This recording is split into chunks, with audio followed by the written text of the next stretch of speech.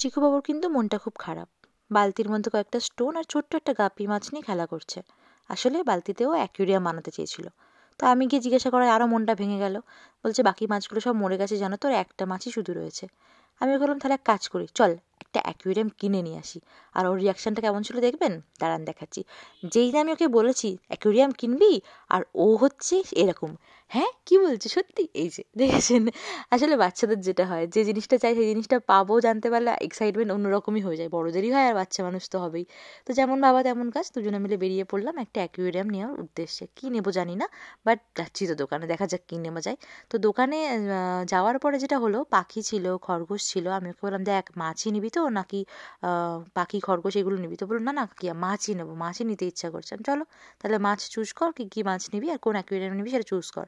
তখন দোকানে যে দাদা ছিল সে ওকে বোঝালো, তুমি তো প্রথমবার মাছ রাখবে, তুমি আগে একটা কাজ করো, ছোট একটা কাঁচের জার নিয়ে যাও, সেটাকে আগে রাখো, মাছ কীভাবে খাবার দেবে, মাছের জল কীভাবে পরিষ্কার করবে সেগুলো আগে শেখো, তারপর বড় অ্যাকুরিয়াম কিনবে, না হলে মাছগুলো শুধু শুধু মারা যাবে, কষ্ট দিয়ে তো লাভ নেই, তার থেকে তুমি ছোটো একটা কাঁচের জার নিয়ে যাও।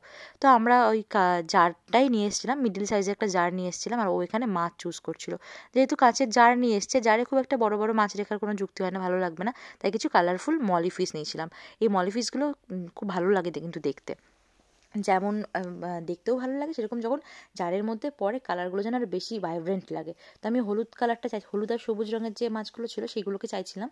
তো ওই হলুদ, সবুজ, পিঙ্ক, অরেঞ্জ এইভাবে মিলিয়ে মিলিয়ে বেশ কয়েকটা কালারফুল মাছ নিয়ে এসেছি। আর বাড়িতে এনে আমি এটাকে সাজাচ্ছিলাম। বাড়িতে এনে আমি মানে কতক্ষণে ওরা আর ভালো লাগছে মানে কতক্ষণে চুজ করবে। তো ওদের ঘরে এসে আমি আগে এটা সাজিয়ে দিচ্ছিলাম, দিয়ে আমি একবারে আমাদের রুমে গেছি। আর যতবার ওকে বলছি জল নিয়ে, ততবার কাজ করে দিচ্ছে। কোনো মানে একদম অন্য সময় কাজ করতে বলে রেগে যায়, বিরক্ত হয়, কিন্তু এখন কোনো বিরক্ত নেই, যা বলছি সেই কাজটাই করে দিচ্ছে। তো এই যে মাছগুলোকে ঢালছিলাম, দেখো হলুদ রঙের মাছগুলো কি ভালো লাগছিল না দেখতে, রানী কালারটা তো অসাধারণ লাগছিল, আর ওদিকে পিঙ্কটাও, মানে খুব সুন্দর, সব কটা মাছই খুব ভালো লাগছিল দেখতে।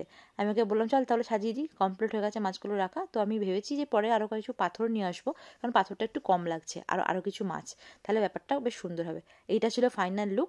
আশা করছি খুব ভালো লাগছে দেখতে, আর আপনারা কিন্তু অবশ্যই জানাবেন যে কেমন লাগছে। আসলে ছেলে মেয়েদের শখ পূরণ করতে পারলে এমনিই সবসময় ভালো লাগে। ওদের শখ আহ্লাদ যেন এভাবেই পূরণ করতে পারি, এটাই সবসময় চাইবো।